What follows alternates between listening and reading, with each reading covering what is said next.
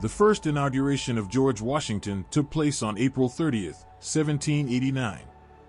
All subsequent public inaugurations from 1793 until 1933 were held on March 4th, except in 1821, 1849, 1877, and 1917, when March 4th fell on a Sunday and the public inauguration ceremony took place on Monday, March 5th. Since 1937, it has taken place at noon Eastern Standard Time on January 20th, the first day of the new term, except in 1957, 1985, and 2013, when January 20th fell on a Sunday. In those years, the presidential oath of office was administered on that day privately and then again in a public ceremony the next day, on Monday, January 21st. The most recent presidential inauguration was held on January 20th, 2021, when Joe Biden assumed office. Recitation of the presidential oath of office is the only component in this ceremony mandated by the United States Constitution. Though it is not a constitutional requirement, the Chief Justice typically administers the presidential oath of office. Since 1789, the oath has been administered at 59 scheduled public inaugurations by 15 Chief Justices, 1 Associate Justice, and 1 New York State Judge.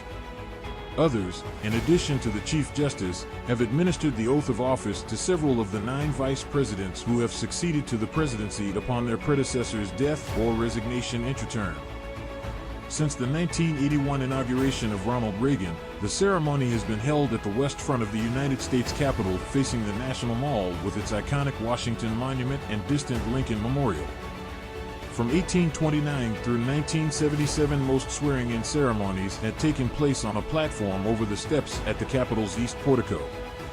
They have also been held inside the old Senate chamber, the chamber of the House of Representatives, and the Capitol Rotunda. The most recent regularly scheduled inauguration not to take place at the Capitol was the 4th inauguration of Franklin D. Roosevelt in 1945, which was held at the White House.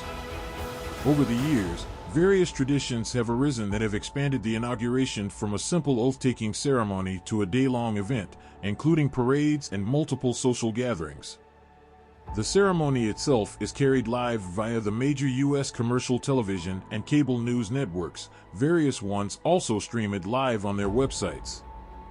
When a president has assumed office inter-term, the inauguration ceremony has been conducted without pomp or fanfare.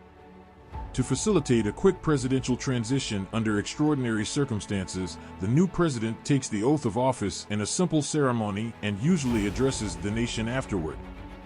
This has happened 9 times in United States history, 8 times after the previous president had died while in office, and once after the previous president had resigned.